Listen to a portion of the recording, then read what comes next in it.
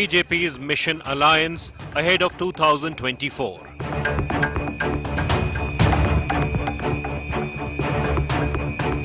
Massive NDA realignment on cards.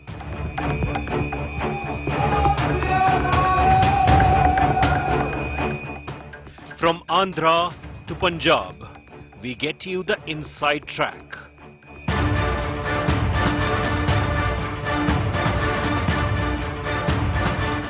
All new NDA to counter opposition unity, BJP's alliance game plan, top focus on 6 p.m. Prime. Good evening. You're watching 6 p.m. Prime here on India Today. I'm Akshita Nandagopal, and over the next 1 hour, the big political news break on the NDA coming your way. From what's playing out in Andhra Pradesh, the buzz over Andhra Chief Minister Jagan Reddy's meeting with Prime Minister Modi, to the BJP's attempts to stitch more alliances in states in the run-up to 2024. We've got you covered with all that and much more. The headlines first.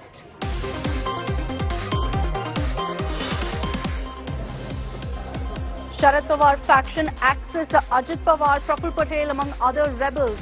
Ajit faction dubs Uncle Sharad's meet illegal.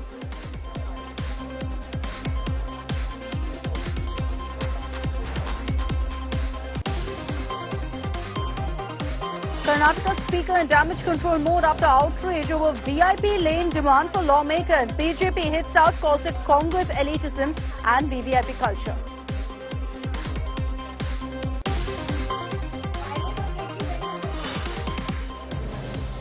BJP ally AIADMK opposes Centre's Uniform Civil Code. Tamil Nadu Chief Minister Stalin hits out at Centre, says UCC brought us revenge against those opposing the BJP.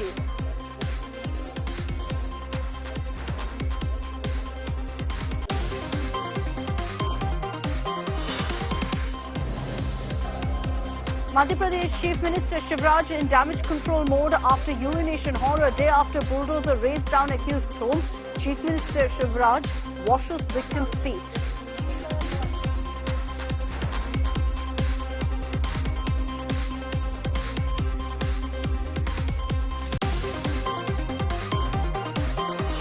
Canadian Prime Minister Justin Trudeau fails to condemn repeated Khalistani threats. India lashes out as Trudeau legitimizing terror.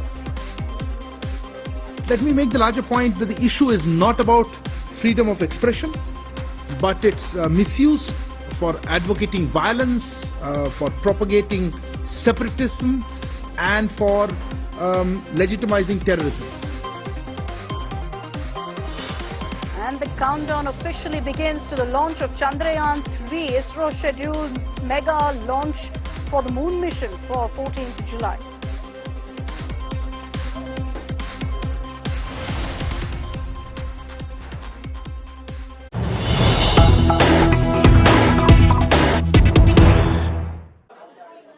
And let's begin with the breaking news that's coming in. The official announcement from the ISRO about the launch of Chandrayaan 3, our moon mission. All eyes will be to our skies on July 14th at 2:45 p.m. we're hearing is when the launch is scheduled to take place.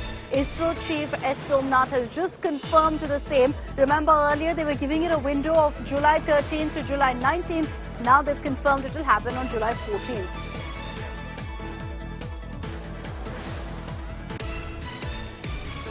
That about the launch of Chandrayaan 3, 14th at 2:35 p.m. is the launch liftoff time, and if the launch takes place on that day, then we will be ready for landing on moon possibly by the last week of August. So that the date is decided by when is the sunrise on moon.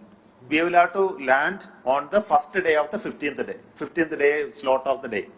Then we will have life for at least 15 days. So this is the date on which we have to land. If everything goes well, then it becomes 23rd of August. Okay, it can be 24th of August also, depending upon the calculations which will happen. But it cannot be 25, 26, because if it gets delayed, then what we will do is we will not land.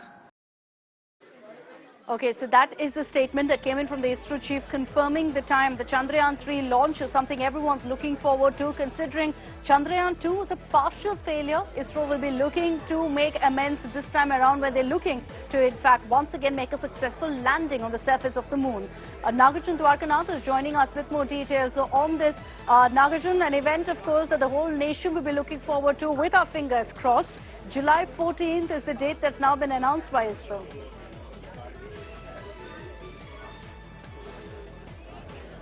Nation will be looking towards the sky on July 14th, 2:45 p.m. in the afternoon, when ISRO will be launching Chandrayaan 3. I'm extremely excited, as well as you are, that we'll get to see something spectacular in our lifetime. This will be in Sriharikota.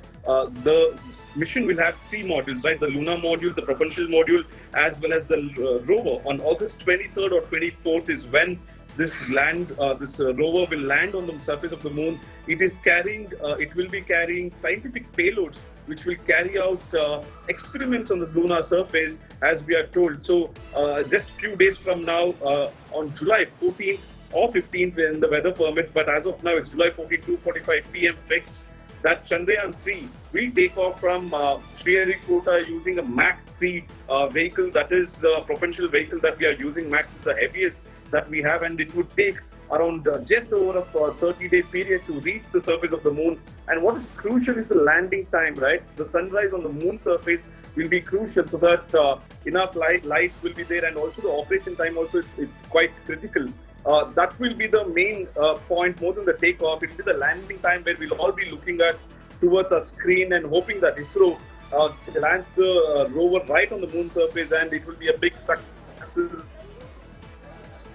Very true. And like you said, we're all supremely excited for this event. All our prayers, all our thoughts with the team at ISRO, who've been working so hard on this particular mission. Thanks very much, Nagarjun, for joining us with all of those details. All right, let's move on to the top story in this edition of 6 p.m. Prime. What's brewing in Andhra Pradesh? Yesterday, the Prime Minister's meeting with Andhra Chief Minister Jagan Reddy has set off tongues wagging. And here on India Today, we got you that news break about how the Andhra Chief Minister is mulling the possibility of preponing the election. Slated to happen in 2024 along with the Lok Sabha elections, could Andhra Pradesh go to polls at the end of this year? Is Jagan following in KCR's footsteps? Let's get you more details on that India Today news break. Will it be Jagan Mohan Reddy or Chandrababu Naidu for BJP? Andhra CM Jagan Mohan Reddy's sudden visit to Delhi has set off tongues wagging. And on the agenda was a meeting with Prime Minister Modi. Besides questions over whether a possible BJP-YSR-CP alliance was in the works. Sources have told India Today that Jagan has sought Prime Minister Modi's opinion on preponing elections in Andhra to 2023. India Today's newsbreak has sent ripples through the state of Andhra and sparked speculation on whether Jagan was looking to ride on the current political momentum to seal another term. But YSR-CP is tight-lipped on the possibility of state elections being moved from 2024 to 2023. They're supposed to give a special status for Andhra Pradesh, and also along with this special status, they have to give the special package for the backward districts in Andhra Pradesh, like Bundelkhand. So we are hoping that Centre and PM Narendra Modi ji will sanction all these pending payments and organizations and institutions and payment, whatever the pending promises they made. But why will Jagan mull preponing the elections in the state? How could he benefit? Seeing the national opposition unity attempts, Jagan may be counting on giving no time to the likes of TDP to form alliances. He could also be hoping to ride the current political momentum in Andhra and also may be taking lessons from neighbouring Telangana, where CM KCR preponed polls in 2018. If this does happen, pressure will mount on TDP to seal the deal with BJP. something that's reportedly hit one hurdle after another. Sources have told India Today that BJP's alliance talks with TDP haven't progressed, reportedly because Naidu's unhappy with BJP's closeness to Jagan. But the party has for now countered all talks of a BJP-YSRCP alliance. We don't find any possibility where Jagan Reddy will either be inducted into the NDA or the BJP aligning with Jagan Reddy for the next forthcoming elections. In one scenario, we can say that Jagan Reddy is kind of a most untouchable person in Indian politics today because he is the most corrupt politician. With the BJP eyeing more allies to join the NDA ahead of 2024, speculation is peaking on who could join the alliance. Will it be Naidu's TDP or Jagan's YSRCP? With Abdul Bashir in Hyderabad and Himanshu Mishra in Delhi, Bureau Report, India Today. And joining us here on India Today is our National Affairs Editor Rahul Srivastava. We also have with us Abdul Bashir, who's joining us from Hyderabad. Abdul, if I can come across to you first on the news break that you got to us yesterday about Jagan Mohan Reddy contemplating actually preponing the election. What's that about? Why is he actually considering this move? Is it going to actually happen? See, considering the previous performance of YSRCP in the previous elections that have bagged more than 150 seats, among 175 seats now, YS Jagan Mohan Reddy is pretty confident that he's going to bag all the 175 assembly seats in the election. So this has been making rounds that YS Jagan Mohan Reddy can call for early polls, and there are speculations that he will contemplating a dissolution of the assembly, Andhra assembly, and the alliance that we are speaking about, the alliance with the BJP NDA, where YSRCP had time and again been supporting BJP in all the bills that have been passed in the parliament and other issues. Now YSRCP recent visit of JP Nadda to Andhra Pradesh and attacking YSRCP had made confusion among the party, and now YSRCP's chief Jagan Mohan Reddy had visited yesterday, where he had spoke about the funds, and also they had been, sources had informed that YS Jagan Mohan Reddy had been consulting Prime Minister Narendra Modi and Union Home Minister Amit Shah regarding, preponing the elections in the state of Andhra Pradesh. Now it is to be seen, will, Jagan Mohan Reddy, dissolve the assembly and go for early elections with Telangana and the 4 other states that is said to be held in 4 months from now, or it could happen in 2023, as Abdul said. At the same time, the Telangana goes to polls. I want to bring in Rahul Srivastava also on this. Rahul, focusing on this particular aspect, I also want to focus on the BJP-TDP alliance and what's happening there. But before that, this preponing alliance talk, why do you think Jagan is actually contemplating this move? Do you think he's taking a leaf out of KCR's book, out of what KCR did previously? Actually, if you prepone the elections, you give the opposition lesser time.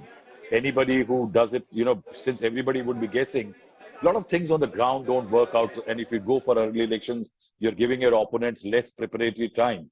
But if it becomes very well known that it's going to happen, then of course the picture changes. But also, perhaps the idea is not having early polls. The idea could well be having assembly and state elections separately. That could well be the issue in which Mr. Jagan Mohan Reddy, if you look at the outcomes of the assembly elections in Andhra Pradesh, last time around he walked away with 151 seats. But what is significant is 49.5% vote share as far as Andhra Pradesh is concerned. Whereas Mr. Chandrababu Naidu, the TDP, won only 23 seats and 39.1% vote. Whereas in the Lok Sabha, the picture was different. YSRCP swept 22 odd seats and the TDP got 3. So it is perhaps to ensure that there is no impact of one on the other. In a state, you usually have a lot of issues. Also, it gives you opportunity to swing alliances. That if you are fighting assembly and state together, then you can't have strategic alliances. But if you're fighting them separately, then you can definitely have alliances, or somebody else can have an alliance. Because right now, I think the picture in Andhra Pradesh, as far as the 3 key players are concerned, is extremely muddy. TDP, YSRCP, and the BJP. Speaking of alliances, what's happening with the BJP-TDP alliance? There's been a lot of talk, a lot of murmurs about that, but it doesn't seem to be going through for some reason. It looks like it's almost hit a roadblock. Is that really the case? Yes, I think definitely. One is that in this current BJP, it's very difficult to really know what happens. But in July early, there was a meeting between Chandrababu Naidu. He arrived at Amit Shah's house. Amit Shah called up Mr. JP Nadda. He also came in. And from then were born the news about the buzz about the TDP and the BJP tie-up. But I think little over a month later, it seems that there are trouble. Now, there are certain national leaders of the TDP and the BJP who seem to be in favor of an alliance because they think that both stand to benefit if there is an alliance. Otherwise, the BJP hardly has any presence. BJP contested 25 seats in Lok Sabha and the vote share was 0.96%. So BJP is not a great player. It does want to make inroads through alliances.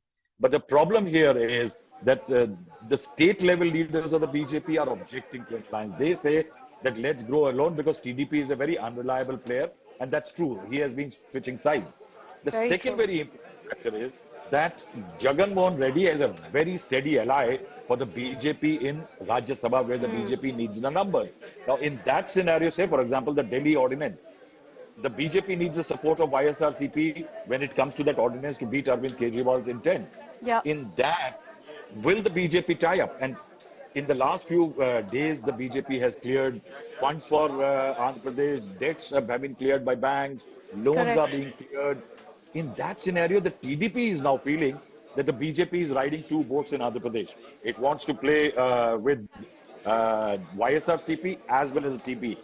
And that is why I think there is now a great amount of problem for the TDP to justify it to the cadres. And then the BJP leaders are saying that the hearts of the national leaders can meet, but the cadres' hearts will not.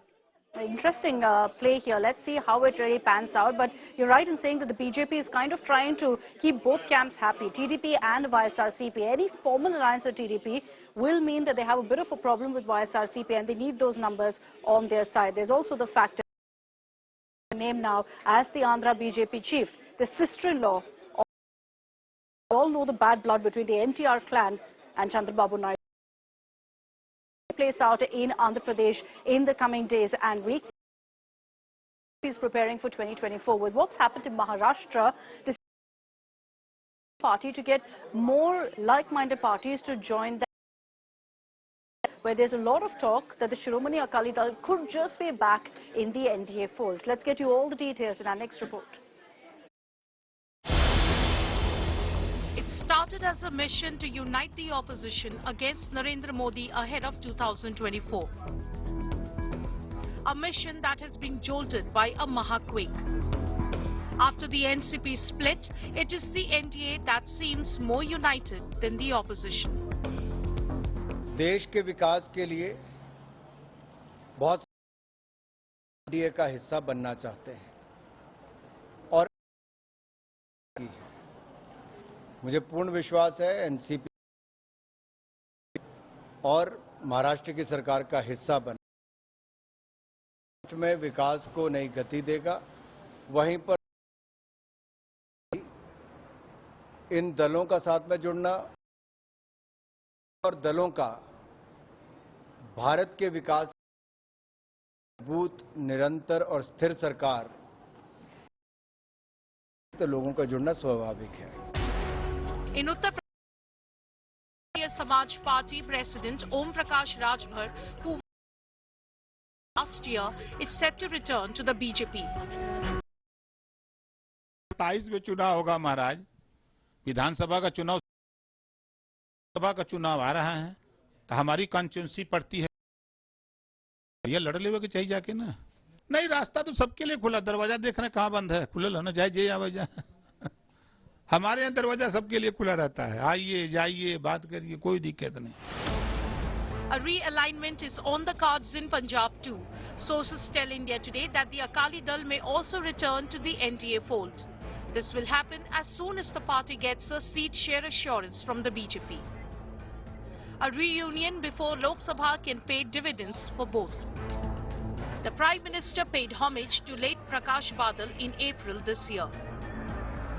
And last month, at a rally in Chandigarh, Defence Minister referred to the Akali-BJP relationship. आज जब मैं यहां पर खड़ा हूं तो सचमुच मुझे प्रकाश सिंह बादल जी की याद आती है। लंबे समय से बहुत ही पुराना रिश्ता रहा है बहनों भाई। किंचित कारणों से वो हमारे एनडीए में भी अब उनकी पार्टी नहीं है, लेकिन मैं कहना चाहता हूं, हम एनडीए में जिन लोगों को लाते हैं उनका भरपूर सम्मान करते हैं। In the south too, BJP leader B.S. Yediyurappa declared the JDS will back them on key issues. Whatever Kumaraswamy is telling is the truth, and I am going to support Kumaraswamy's statement. And Kumaraswamy and we together will fight in future. This a day after Kumaraswamy had predicted an Ajit Pawar-like coup in Karnataka. 2018, 19, anybody dreamt that my government will go collapse? Same thing in Madhya Pradesh, same thing in Maharashtra is going on. Here also, Ajit Pawar type of person may emerge in future days. For that actually we have to wait and watch. The united opposition is already divided, with several parties not seeing eye to eye on key issues and battling each other in several states. Is this advantage NDA then? Bureau Report, India Today.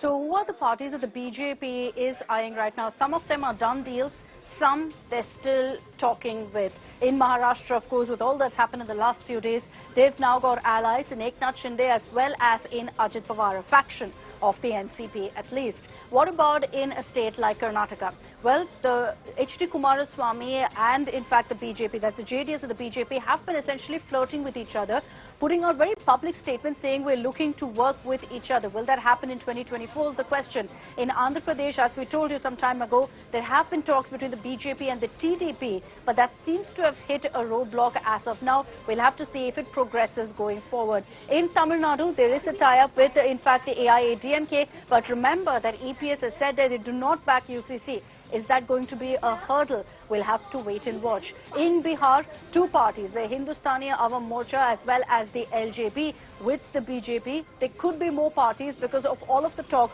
of defections as well as other parties ditching the JDU, RJD combined. Then you have Punjab, where there is a lot of talk of the Shiromani Akali Dal returning to the NDA fold. There are talks reportedly happening right now, and this is, in all likelihood, going to happen. Let's take a look at the other states as well. In Haryana, the Jananayak Janata Party, Dushyant Chautala's party, could also be joining hands. And besides that, let's also talk about Uttar Pradesh, where there are two parties right now where there's endless speculation over. SBSP as well as the RLD. RLD, of course, has said so far there's no question of us joining hands with the BJP, but there's a lot of talk about the SBSP actually becoming a part of the NDA. Let's in fact talk now and switch focus to what's happening on the Uniform Civil Code, because while the BJP is stitching this alliance, the NDA in 2024, the biggest worry and concern is that many of their allies also are opposing UCC, and will that turn out to be a sticking point? Will that turn out to be a problem in the alliance? The AIADMK, for example, has made it clear that they stick to their stand of opposing Uniform Civil Code. In Tamil Nadu, this issue has become a big talking point, with MK Stalin once again reiterating that they're dead against, the DMK is dead against Uniform Civil Code being implemented. आजकल हम देख रहे हैं कि uniform civil code के नाम पर ऐसे लोगों को भड़काने का काम हो रहा है।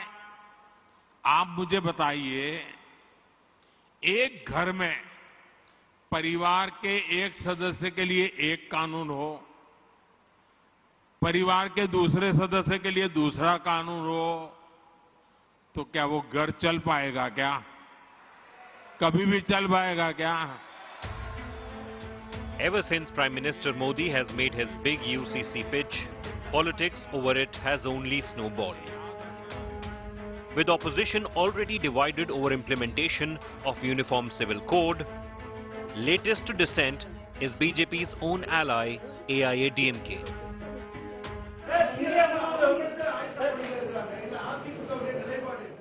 ஏற்கனவே 2019 நாடாளுமன்ற தேர்தலில் எங்களுடைய அனைத்து இந்திய அண்ணா திராவிட முன்னேற்ற கழகத்தினுடைய தேர்தல் அறிக்கையில படிச்சு பாருங்க, அதுல தெளிவா கொடுத்திருக்கிறோம். Tamil Nadu CM lashed out at the centre calling UCC proposal yet another example of his dictator rule. மதத்தை சனாதனத்தை இன்றைக்கு மக்களிடத்திலே திணித்து ஒரு சர்வாதிகார ஆட்சியை இன்றைக்கு அவர்கள் நடத்தி கொண்டிருக்கிறார்கள். அந்த பொது சிவில் சட்டம் என்பது நாட்டிலே ஏற்கனவே சிவில் சட்டம், கிரிமினல் சட்டம் என்ற சட்டங்கள் இருக்கிறது. BJP, however, calls Uniform Civil Code Sabka Saath, Sabka Vikas. माननीय प्रधानमंत्री नरेंद्र मोदी जी ने सभी का आह्वान किया है और हम सब भी चाहते हैं लागू हो और सबका साथ सबका विकास सबके विश्वास के साथ लागू हो और इसमें कहीं कोई मानसिक रूप से अपने आप को दिक्कत में न समझे. हम सबको साथ लेकर के चलेंगे. The All India Muslim Personal Law Board has been relentlessly opposing UCC since the day it gathered steam, claiming that the Muslim personal law was an inalienable part of Muslim identity and Muslims would never lose their identity. Already constitution ने हर हिंदुस्तानी को religious freedom as a fundamental right guarantee किया है, तो वो right हर हिंदुस्तानी के पास बरकरार रखना चाहिए. उसको छीनने का किसी को हक और इख्तियार नहीं है. An unofficial group of senior ministers has been formed that will deliberate upon the various issues related to UCC. This group will be chaired by Union Minister Kiran Rijiju. Battle lines drawn over UCC amid speculations that the Modi government is readying to table the One Nation, One Law bill in the monsoon session. Bureau Report, India Today. Every year this time around during the monsoon, several states struggling to cope with the situation, including Kerala now, where a red alert was issued by the Met Department for several districts. Let's round up for you all the images currently coming in.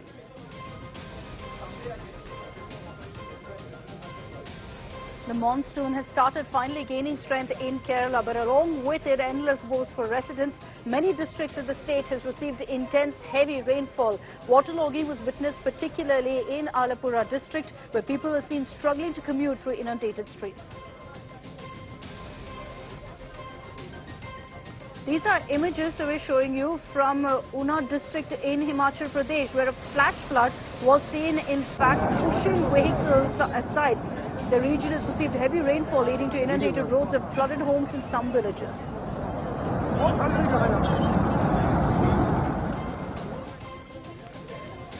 These are images that we're getting to you from Ernakulam, where people living in coastal areas and low-lying areas were seen bearing the brunt of the extreme monsoon.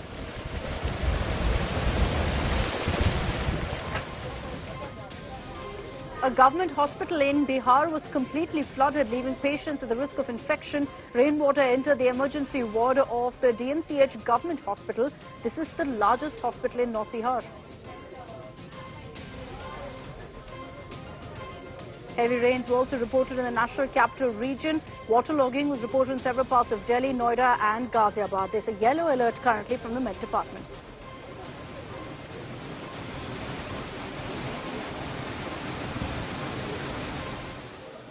Let's focus on the situation, particularly the state of Kerala, because since Tuesday night, it's been raining literally cats and dogs across the state in several districts, particularly in central and northern parts of Kerala. Right now, the Met Department, fortunately, has downgraded the red alert. In some parts, it's orange alert. In some parts, it's a yellow alert. But the rains for the last few days has left behind, as always, inundation in several parts, leading to rescue workers also pulling out people from low-lying areas. Here's a report by Shibimol.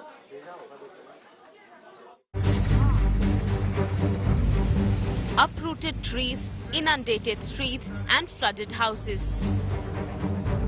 These are images of monsoon mayhem in Kerala. Incessant rainfall across the state since the night of July 4th has caused flash floods in several parts of the state. Right now the situation, of course, the rain has been little low since today morning, but in the last few days the monsoon was gaining a lot of strength and was raining heavily in many parts of the state.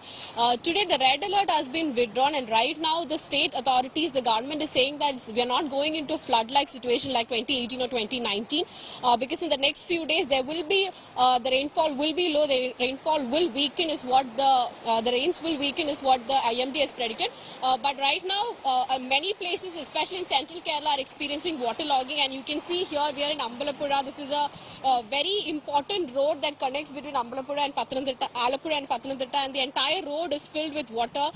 The houses on both the sides are also filled with water. People, the commuters, are actually finding it very difficult to move from one location to another. The house is filled with water. You can see in the visuals here, all the things have been put on top or kept on top of this bed here, because the entire house, the rooms, the hall, everything is filled with water. Even in the kitchen, the entire room has been vacated, and all the things have been shifted to this side, the important things. And ചേച്ചി ഇവിടെ വെള്ളം എല്ലാ കൊല്ലവും കയറുന്നതാണോ? എല്ലാ കൊല്ലവും കയറുന്നത്. ഞങ്ങൾ ഇവിടെ ആദ്യമായിട്ടാണ് വാടകയ്ക്ക് താമസിക്കുന്നത്. കൊച്ചു കുഞ്ഞുണ്ടായിരുന്നു. ഞങ്ങളെ അവിടെ രാത്രിയിൽ അപ്പുറത്തോട്ടാക്കി. പ്രസവിച്ച് 10 ദിവസമായുള്ളൂ. രാവിലെ ആഹാരമൊക്കെ വെക്കാൻ ബുദ്ധിമുട്ടുണ്ടായിരുന്നു. People are forced to use boats as a means to commute in Pathanamthitta after heavy waterlogging. The government has issued a warning asking people to stay alert and avoid venturing into the sea. On both the sides, you can see houses waterlogged, and people using boat services to commute. Both the sides, the houses are filled with water, and people have moved out of this place to camps and nearby other locations as part of their safety. Now, what the government, this time around the monsoon has been delayed in Kerala, and also there's been a deficit in rainfall that the state received this time around. 67% deficit in the rainfall that the state received. But since the last 2 days, the monsoon has gained strength, and a lot of heavy rainfall has lashed parts of Kerala. Rain alert is in place for many states, including the national capital. Heavy rains led to waterlogging in parts of Delhi NCR on Thursday. The Met Department has predicted heavy to very heavy rainfall in Gujarat and light to moderate rainfall in UP, Rajasthan, Haryana and Himachal Pradesh for the next 5 days. With Shibimol KG, Bureau Report, India Today. Elon Musk and Mark Zuckerberg are all set to get into a cage fight. They're also fighting it out in the digital space. And that's because Threads has been launched by Facebook and Instagram to take on Twitter. So how different is Threads, and what's the response been like? We tell you in our next report. The much-anticipated battle between tech billionaires Elon Musk and Mark Zuckerberg has started. Zuckerberg has made the first move by launching a Twitter rival app called Threads. Instagram's text-based conversation app called Threads is now available for download for both Android and Apple users globally.